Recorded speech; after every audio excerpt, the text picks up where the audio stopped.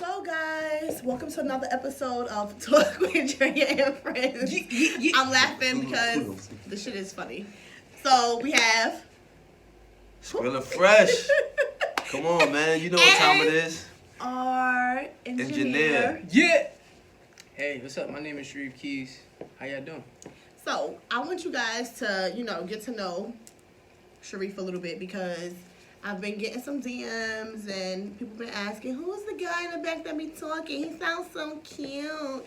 Not that they don't say you cute too. They say things, but you already always talk about your lady. So they don't really be wanting to, I guess, whatever. But this is Shareef, guys. Put your face so you can I'm here. What's up? Yeah. So, first and foremost, I want you to tell the people a little bit about yourself. My name is Shareef Keys again. I own a recording studio with my brother. It's called Become a Star. We've had this business now for like 5 years, going on 6 years. It might be more than that. It might be Damn, I didn't 7. know that. That's a long time. We've been in this space now for 2 years. We was at West 36 for 4 years, and we owned the studio before that, but we was just like starting out the business. I'm also my own like recording artist. I've done mad shows, festivals. I'm working on my new project. I'm about to release my next single this month. Yeah, man, shit lit. We out here working. You hear? So what made you guys open up a studio? Let's get to that. It was actually the brainchild of my brother, the one you know, King. He was really into music. Him and my oldest brother, Sinatra. They was making like mad music, rap, and this was back when like you had to go to radio shows to rap to people and really be in their face. So they was doing like that, like a lot of rapping and just running around doing videos, all this different kind of stuff. But King had the like idea of like really kind of owning shit. So he wanted to like own equipment. He started buying equipment when I was mad young, like 12 years old. He bought his first piece of equipment, and then from there he just kept building. And my mom was like cool with it, so we kind of like over time he had so much equipment. She basically let him have a studio in the house. We was recording it in the living room. Like I was like 13, 14, recording my first songs, like engineering my first songs, making my own beats, and then slowly but surely it just built into him having his own studio in his house, and him foreseeing what this could be. We didn't know that. We was just looking at it like we just making music, having fun. So your older brother sang as well? Well, he raps. They all rapped. I'm the only singer. But he basically ended up foreseeing this and was just like, yo, we could have a studio and we could make mad bread from this shit. He came up with the name, everything. And like I said, we had the first spot on 21st and Broadway, or 20th and Broadway, between Park and Broadway. Right by 14th Street. We had that there, and we kind of was just like dabbling with like having a couple people come through, us getting used to having our own space without being in his house where we were really comfortable, and then it just like built into us really owning the spot when we went to West 36th Street, and then the rest was history from there. So that's the reason, like, that got you into engineering, you could say? Yeah, definitely engineering and just, like, kind of appreciating music. Before that, I was really just into, like, making beats and having fun with my brothers at the end of the day. But doing it on a real side where, you could see people coming in, you could see the business. We had Young and May in our studio. She did Hot Nigga Freestyle at our studio. We had Fresh at our studio. At the old spot, we had... Shout out to Young and May and Fresh. Yeah. Be the Guns, all of them. You know what I'm saying? So us seeing that type of shit really was like, damn, this is a wake-up call. Like, yo, we could really be amongst the people that are getting money and, like, kind of see how the business is ran, you know? On an independent kind of, on an indie level. So it kind of started off as a hobby first, but then once you started seeing the traffic, then it's like, oh, all right, now we might got something. Yeah, 100%. Okay. 100%, yeah.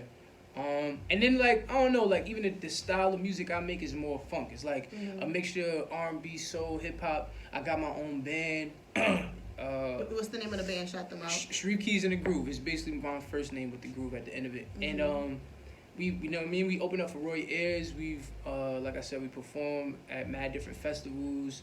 We've done Celebrate Brooklyn and Prospect Park. The list goes on. We performed damn near like everywhere. We're going on tour in March.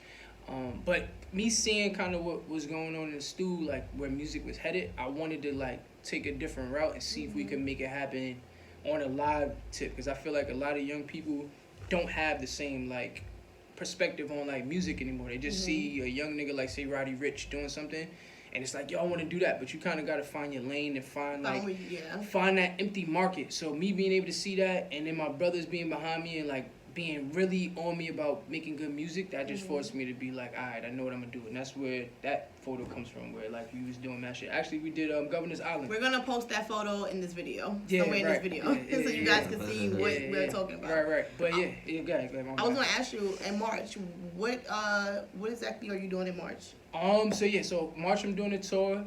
We basically gonna hit like all the East Coast. We're gonna do like Philly, DC, North Carolina, New Jersey, New York.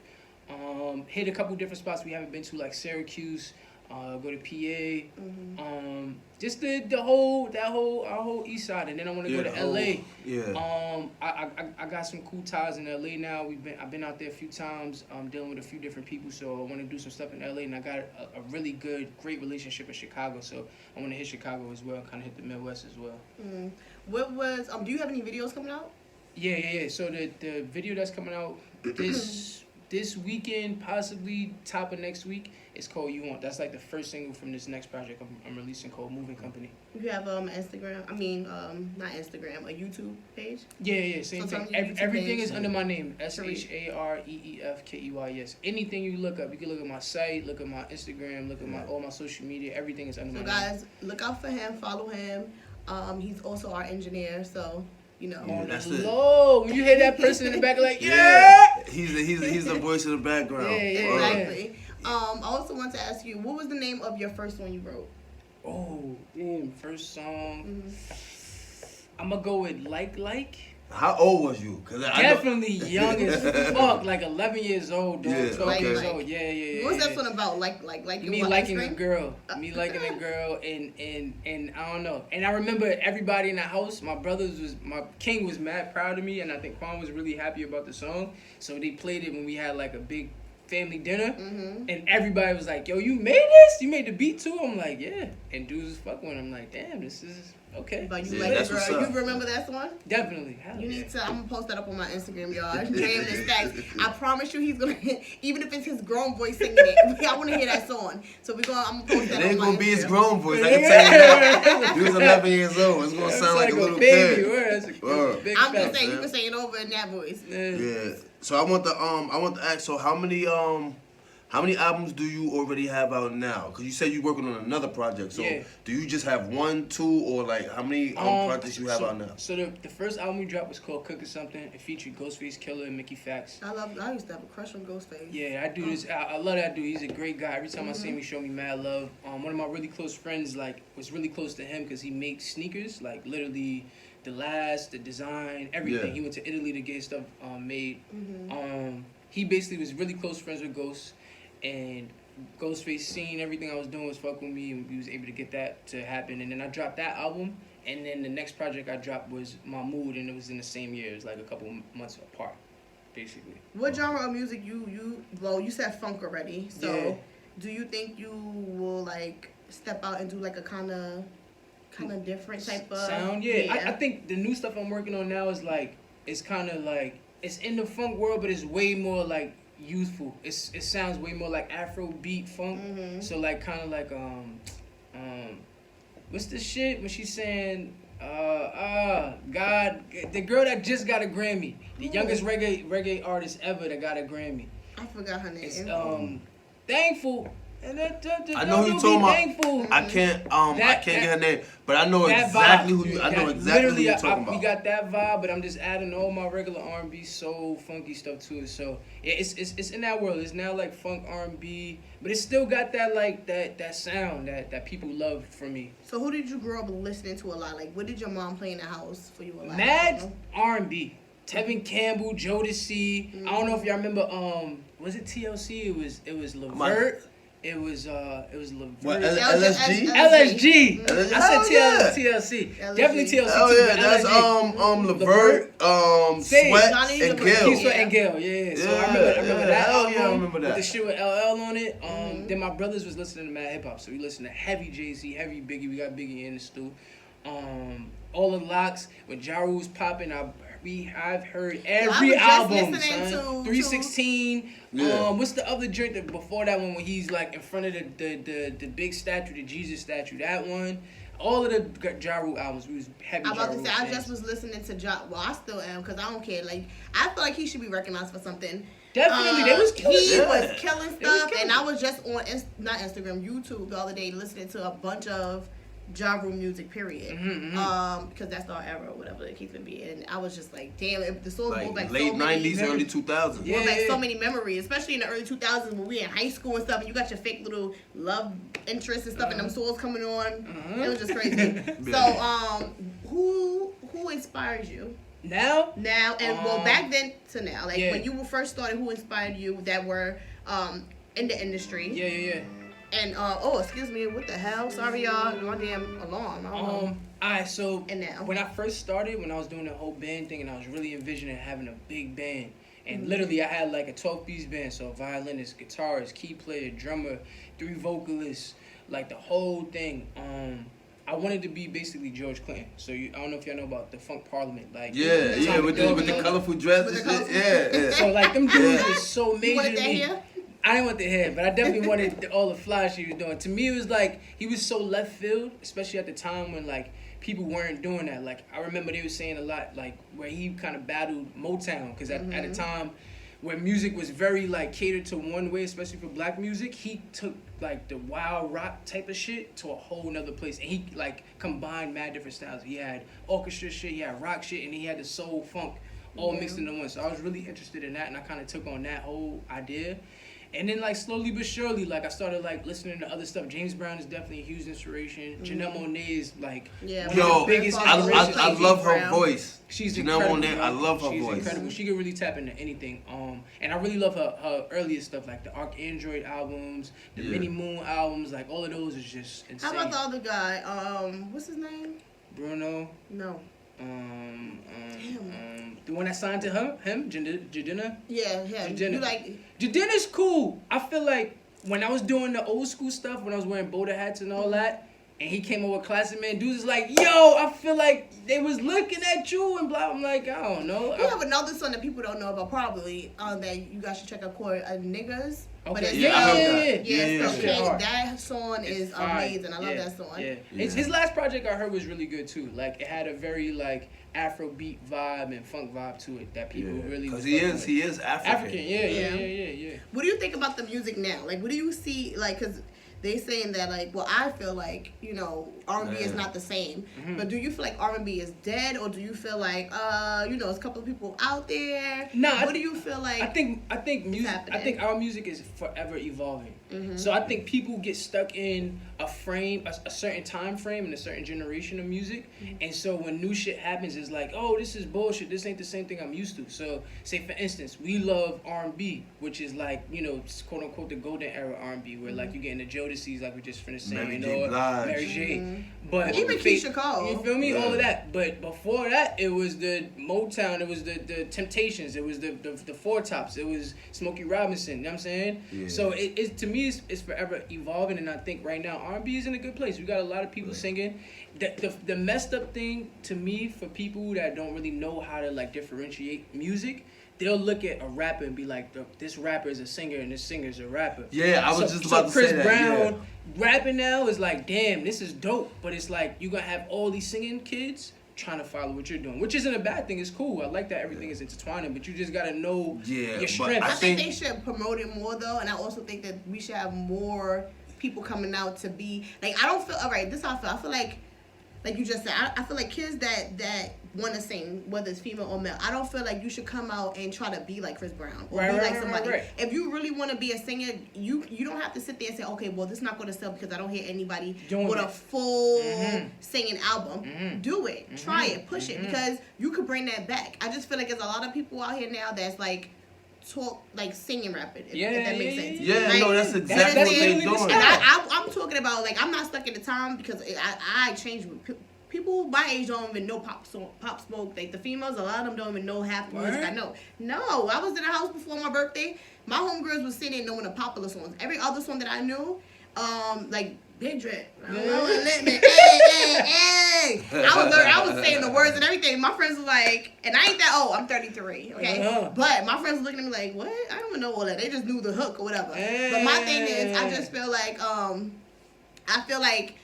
music you have to be yourself. That's why I asked you that, because I feel like I wouldn't say R&B is dead, but I feel like it's the light is a little dim. You need to brighten that light up. Because a lot of them R&B dudes is trying to like rap. Yeah, don't do that. I want to hear a full, sexy, nice. But it's more upbeat. Like the songs that they push is like a little bit more upbeat. You know what I'm saying? Not for all of them. So it's like they're not necessarily singing on it like soulful. Like, you know what I mean? It's not really soulful. It just and that's what I'm saying. We might be missing a little bit of. I feel like I want to hear. I think it's more harmonizing.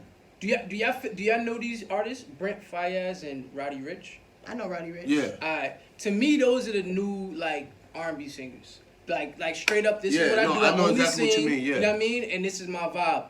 Like, to me, Brent Faiyaz is like another kid. And know what it is too? The but music. Roddy Ricch have some rap type songs too, right? Yeah, but he harmonizes a lot. Yeah, he's singing. He can He's definitely sing. singing that shit all the way through. But I was gonna say, I feel like another thing with music in general is like it's so vast now. It's so much shit going on that you can miss a lot. So you can have like a person say a singer like this dude named Masego. You ever heard of this guy? No. Okay. But he's popping on the internet. Like everybody knows this dude. Like, but to me, if you missing that and you're not on that like music platform where you're listening to that type of stuff, you're gonna miss and it. share some stuff too. Like That's you slide in my DM and get me some music. Like I hate when people be like, you heard that person? No. Share them people with me, because when I hear St. John stuff, I'll be in my family group chat with a bunch of my older cousins. Shout out to St. John too, because he's from East New York. A lot of people don't know that. He said it before. Yeah, and he's really good. So I be on my Instagram or whatever like that. Even at work, like I feel like when I don't know, I'm different. When I hear something new, I be so hyped. That's I'm like, fire. oh shit. That's I'm fire. like, this shit sounds You're mad definitely nice. different from most people. Yeah, I'm like, oh, this shit sounds so nice. Whether it's rap or whatever. I listen to this girl, Roxanne Montana. Shout out to her. I love her music. Okay. Like she's a up and coming rapper. Or she been doing it for a while now. Whatever. I don't think I heard of her.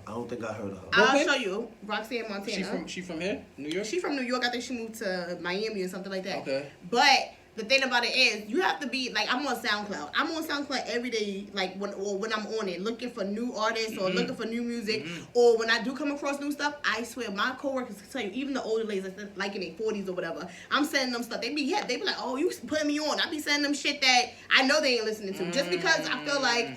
Don't put it in your brain, and shout out to everybody because I love Cardi B music, but don't put it in your brain as people a little older than me or even my age, like, oh, we just have Cardi B's and Nicki Minaj's out here. You have people that do mad different stuff, and it sounds great. So that's why, I'm saying that. I just feel like, send me them. I listen to Roddy Ricch. Hell yeah. I love that you on that type of tip. I'll definitely say that. Because I don't listen to the radio, guys. I really don't. Yeah, and I don't like to have the same things in my head. So when people at work, they like, oh, so when you heard that? I'm like, nah, I don't listen to that. I don't listen to the radio no more. Like, I feel like I don't want to hear the same shit being forced in. I don't like to be earfucked.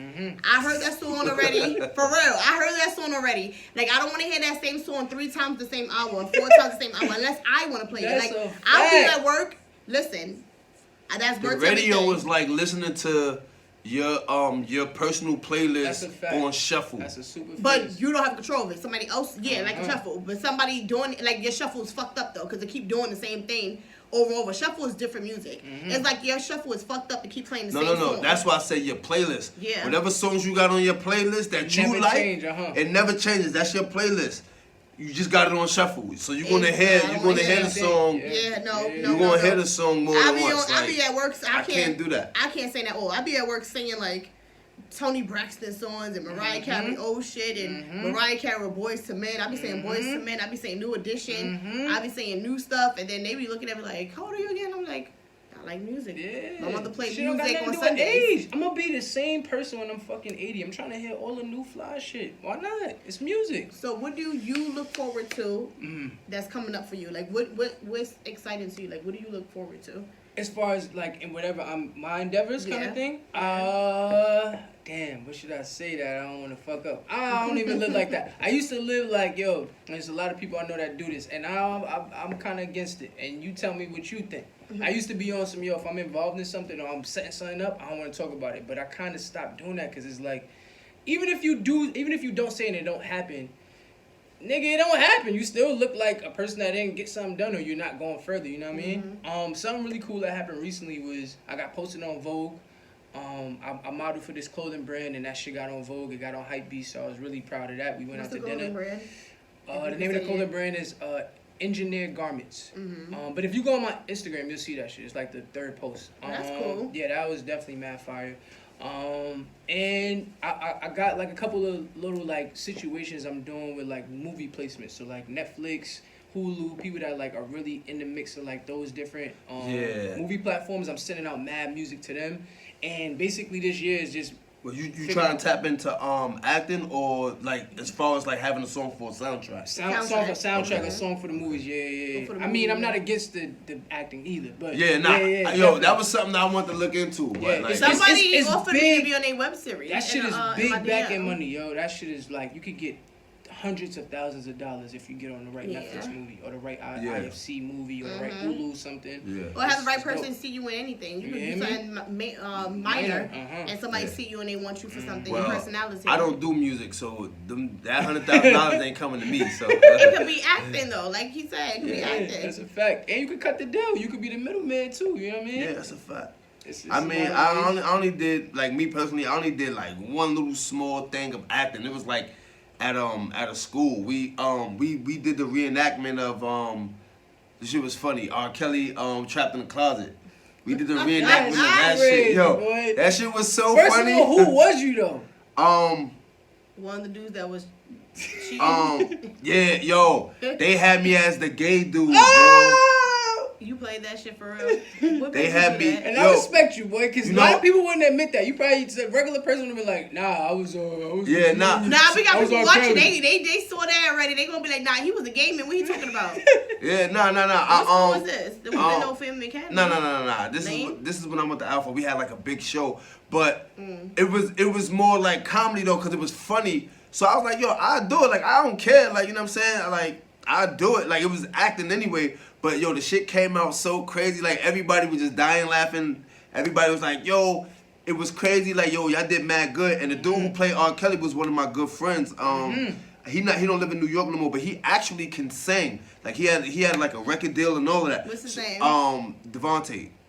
You know what I'm saying? Shout out to Devontae. Yeah, but he was the R. Kelly because he actually knew how to sing. So we did the other parts. And it just so happened that I was the gay dude, like you know what I'm saying. I had to grab the dude on the shoulder, like we getting married, like all that wild shit. That shit was crazy. Like that was like the one of the first thing that I really had where I was like acting, like I really had to act. And it's like the feeling that I got from that is it's like the people, and we did it live, so it's like you gotta blank out everybody else in the crowd, and just do it, like you know what I'm saying, because you know some people they be nervous. And they don't know how to, it's like, oh man, they watch me, they might be laughing at me and stuff like that. Yeah, like, I used to have that when I was younger. Like, if I had, when we was in like 224 and stuff like that, if I had to go on stage or whatever like that, sometimes I'll be like, oh shit. I really got to. And you did that when we had to do them poems, remember? Yeah. I used to have to do, I did Maya Angelou. And you did Langston Hughes. And Langston Hughes. Fire. I used to like acting. Well, I still would do it. But it was fun. Yeah, I would do. I'd do it too. Because I feel like I'm a good actress. Now I'm about to say, what y'all doing now? It should be light to y'all. What y'all need to do is bring a bunch of people in here so we can have a live audience while we doing these podcasts on some fire shit. Don't be asking me no questions live. Especially all your friends. That would be super. Maybe like 2 people over there somewhere. Nah, like 5, 2 over here, 2 over there, and they going off, and then when y'all done talking, y'all can have them going back and forth. Y'all Q&As is fire. Thank you. Fire. Yeah, we definitely could, you know what I mean, do we something. have a little engineers do ideas and stuff like that. Yeah. But I like the Q's and A's as well. Yeah, it's dope. And you get a chance to really see what people think and what they listening for, and then it kind of gives y'all a chance to like speak from a different point of view. Yeah. Because we hear y'all honest perspectives, but seeing somebody ask a question like, yo, how do I lose weight, Skrilla? And you've got to really come up with some shit. And that person likes you. They watching you. Yeah. So now you got some little fans out here. You know that. Yeah, you got to give you something right. The way to lose weight is not eat all the wild shit you're eating. Right? I'm about to say that 98% of losing weight is what you eat. You ain't going to the gym. You go to the gym building fat muscle. That's a big little fact. fucking muscle over your fucking fat that's and a shit. fact. Cause I got cousins, so they be bulky and shit. They be working. No, they ain't fat. They in shape. They look like little trainers or whatever. But the thing about it is, you ask them certain questions, you hear them talk or whatever. Like that's what I know. And being a female around a bunch of male cousins, I know for a fact is what you eat. Yeah, like definitely. I have a cousin. He go on like a little week or 2-week diet where he's just drinking liquids. You know what I'm saying? So it's not about what you could be working out and be a big person. You just working out all that little muscle under that little fat and ain't nothing. You ever saw a person who's like heavyweight and they have muscle, but you be like, oh, they a little stocky, little strong little motherfucker. That's because they eating, they working out, they not fucking eating right. That's what happened. Little strong little motherfucker sitting there with rough, tough skin. So anyway, oh my goodness, yeah. Shit like this, you can't get that unless you're getting a Q&A. Oh shit, I'm funny. Yeah. So back to you. You were saying how the people influence you in the industry and stuff like that, but now, hopefully my earring. What happened? Oh, my nail broke. How did my nail break? This is very weird, guys. Hold the fuck on. Look. Oh. And I just got this done. That Chinese motherfucker, look. See? I need to start going to black people. This just got done last week. What happened? You talking about fat, stocky motherfuckers. See, sometimes karma is very instant. You understand what I'm saying? Sometimes that shit is like right there. You know what I mean? Big what factor. The fuck?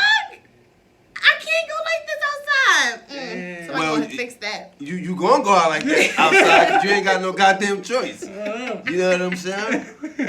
I'm mad. I'm really mad right now. But who influenced you now? Like what? Like even your inspiration could be niece, nephew, child, whatever. Like who? Oh my God. I would definitely say my cousin. He plays drums for the dude I was telling you about Masego. Do y'all know about Rhapsody? Yeah, of course. He plays drums for Rhapsody too. My cousin is like a beast. He's been playing drums since we was babies. So that's one person that inspires me every day to go hard. And then like, my brother's like definitely like my older brother Glow that works in here. That dude is a non-stop worker, like heavy on just like consistency and just being a hustler. My twin brother, another dude. You have a twin brother? Yeah. I didn't know that. Yeah. Oh, my twin brother, he does film. He went to school for film. Okay. So seeing him do his stuff, like he got his own web series, it's called Freedom. Y'all should actually have him on the joint too. If y'all. I didn't know you had a twin brother to today. Yeah. What the fuck? I got 5 other brothers, 5 older brothers. I'm the youngest, and I'm a twin, and I'm the youngest of the twin. How many? 6 minutes. You know what? I mean, I understand the logic, but y'all the same fucking age. 6 minutes. That's a fact. He definitely pulled a couple of those. Yo, boy, I'm older than you type of shit, but.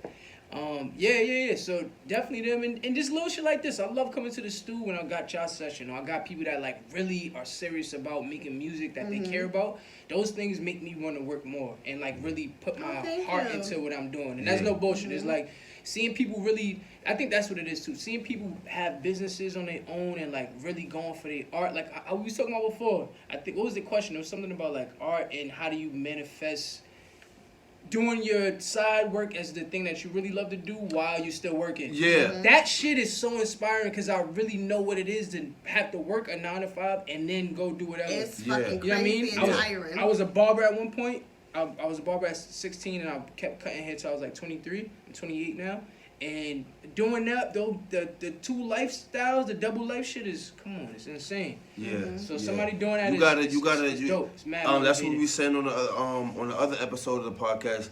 You gotta put 100% of everything into what you actually want to do. Right. Because if you're doing something else, you're not happy. It just taking up your time and it's taking away from what you actually here to do and what you want to do. You know what I'm saying? I wanted to ask where do you get the inspiration from to do your songs? Like where do you get that from? Like I would say when I did the first album, I was really inspired by like I was saying like George Clinton. I was listening to mad soul music, Sly and the Family Stone. Yeah, I love Sly and the Family Stone. All of the old shit, man. What was another person I was listening to heavy? Like I said, James Brown nonstop. Like watching his entertainment factor, his ability on the stage, like his prowess is retarded. Like the way he could get people to just dance and nigga faint, like it's crazy. Like I used to look up to Michael Jackson. We got Michael in here too. That's why I look back now. I used to look up to Michael Jackson and be like, he's the greatest entertainer. When I seen James Brown do his thing, it was like, nah. I see why everybody looked at him as like their GOAT. I feel like it goes to not that for every era and genre too. But I like you said, James Brown, because my grandfather loved James Brown. So we used to have to sit there and watch him and whatever. And I used to get mad, but after a while you start to understand. But I used to turn this old shit off. Right. But no disrespect, I'm saying as a child. As a child, yeah. So I think James Brown, Michael Jackson, people sleep on Janet Jackson. Janet Jackson's a great performer. Jackson's a beast too. Like J-Lo too. Shout out to J-Lo, because J-Lo is she started out dancing. Yeah. So she gets her the whole... If you really sit down and watch J-Lo perform, she a beast. I tell you right now, like they all up there with Beyonce. Beyonce, all of them. So I agree with you with that. It's a lot of it's a difference between listening to somebody and be like, oh, I'm gonna go to a concert, I'm like their music or whatever, and then for the person to make you want to get up and play, I think I could flip over a fucking chair. Like let me try to do some shit that they doing. That's what those artists they make you want to do. Yeah. And I don't know. Now it's just like me kind of knowing what my ability is, like how I know I can make people get into a Soul Train line. Like I performed for thousands of people before, so me seeing that I could really affect people through music, I think that's like the hunger now. Like just wanting to be able to do that and keep doing that and being consistent with that.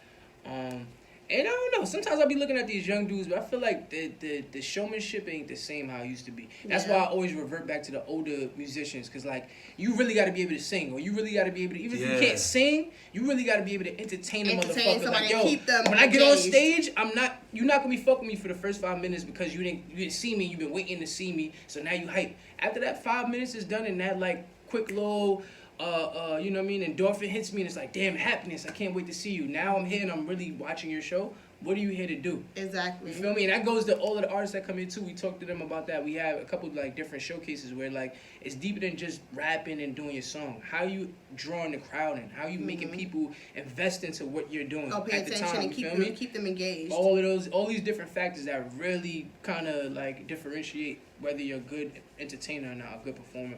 Those things is mad important to me. So real quick, because we have more Q&As. Yeah, we do. Let's go. And thank you for letting us interview you. Quick little pop in, I mean. You know what I'm saying? Real quick. So y'all finally get to see Shareef. Exactly. So I'm asking me about how I can't wait for the Q's and A's and on the next one too, baby. Love all of it. I mean, what's good, baby? How y'all doing? What's going on? Listen. Are we trying to be back in our audience and stuff like that? So I have a question here. It says, how do I get my... Oh, yeah, that we already answered that. How to deal with crazy coworkers. This is T-Money.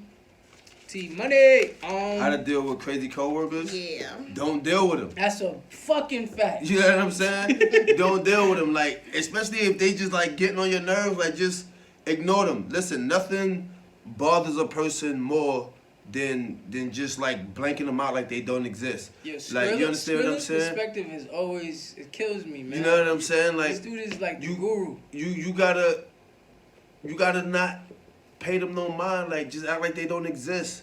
You know what I'm saying? They can't, because they purpose, like you said, they crazy. Like so they doing something to you or around you that's just like annoying. Just act like they don't exist. You know what I'm saying? Eventually they're gonna realize how much of an asshole they really are, and they're gonna stop, or they're gonna do it to somebody else. But they ain't gonna do it to you no more. You know what I'm saying? Because then that's gonna become harassment. Like so, they're not gonna do that. Like so, that's how you deal with that. All right. So this one is: should I dress sexy going to bed with my girlfriend? She says I dress whack, Nessa. So I guess this Wait, is that two girls? That's two girls. Two girls. First of all, that's great, and secondly, definitely, why not? Yes, definitely. Only thing is, you just gotta be prepared for sex, because if you dress as sexy, that's gonna be all right. We about to do some or do what I do. Go naked. Put a thong on. You hear me? Yikes. And now it's over. That's like a nigga going in the bed with a shorty got boxes on. I wasn't expecting that, but look, this is what I would say. Look, your spouse, right? Do it. You know what I'm saying? I mean, it's not as if you're going all the way out of your way. Like, you understand what I'm saying? They got cheap outfits, so you can what do we consider sexy though?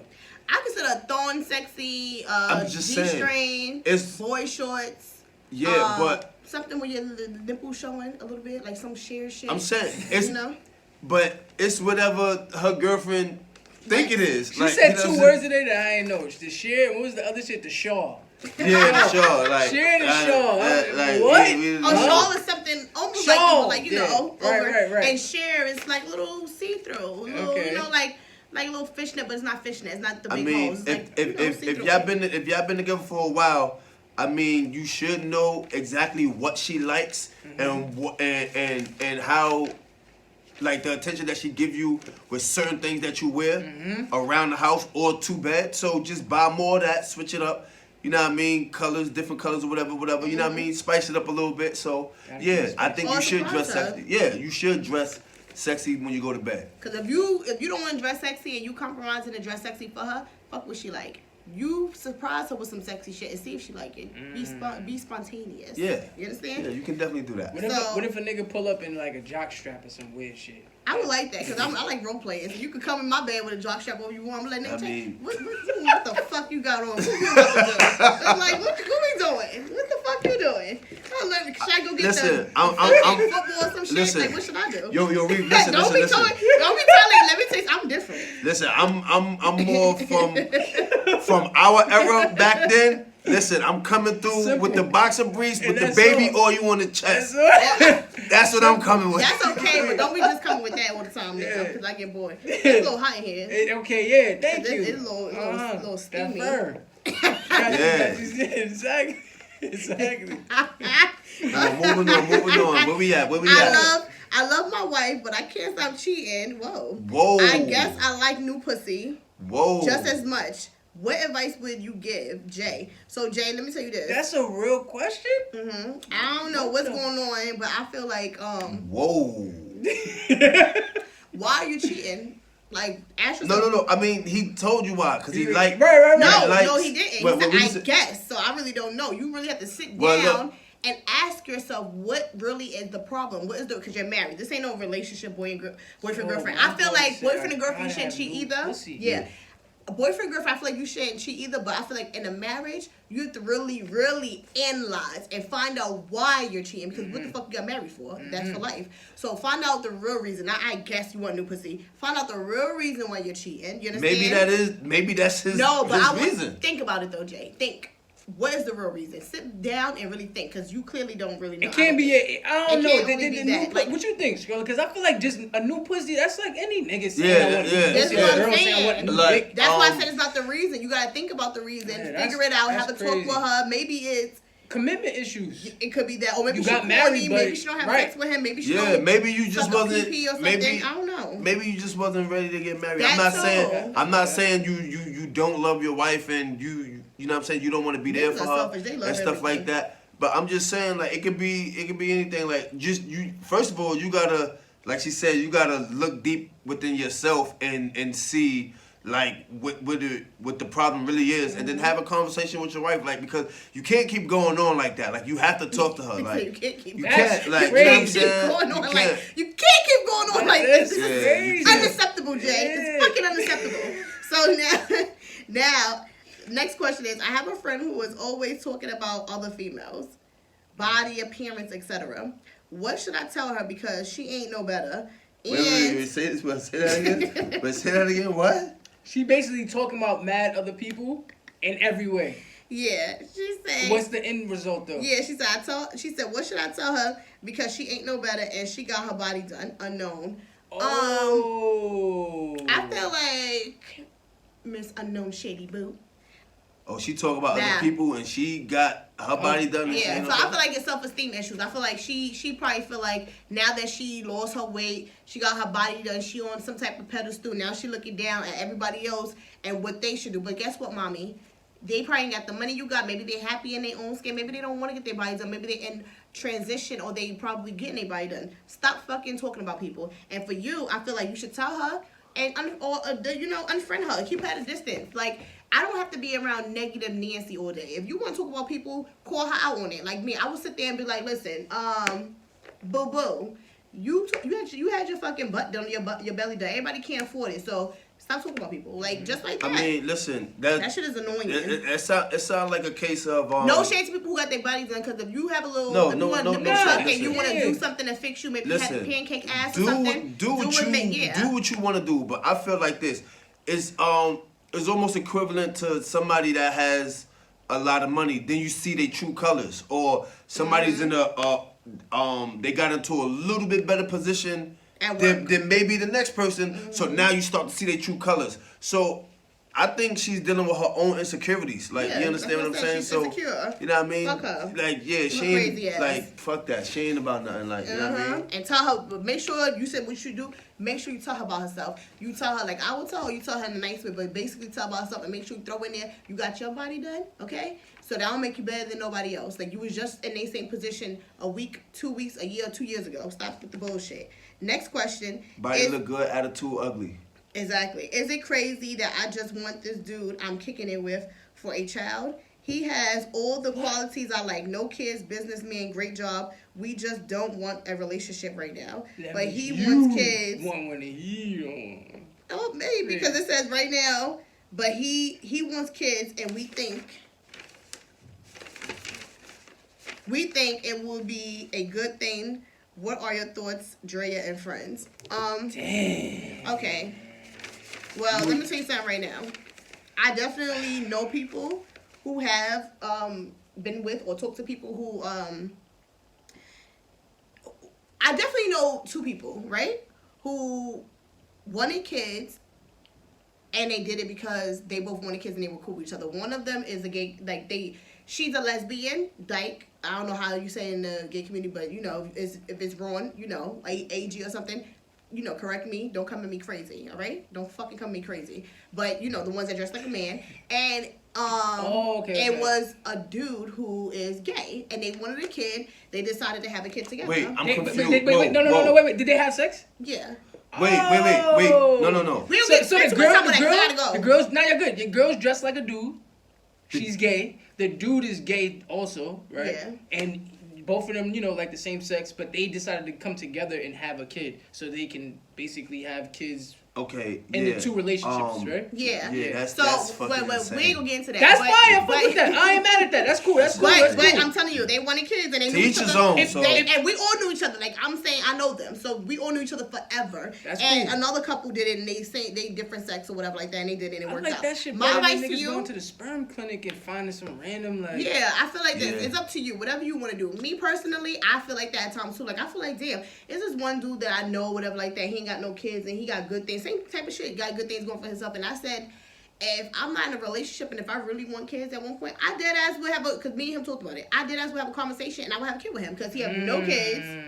He have good qualities or whatever. So I'm not against that. If that's something you want to do, and if y'all talked about it, exactly. If y'all on the same page and your life is in order, his life is in order, do it. I say do it. Who is to judge y'all? Y'all good friends. It sound like y'all good friends. Y'all know each other for a couple years, and if he's with it, which I'm like pretty much he is, and you definitely with it. So I say do it. Ed B's having a fucking excuse me, I be getting loud.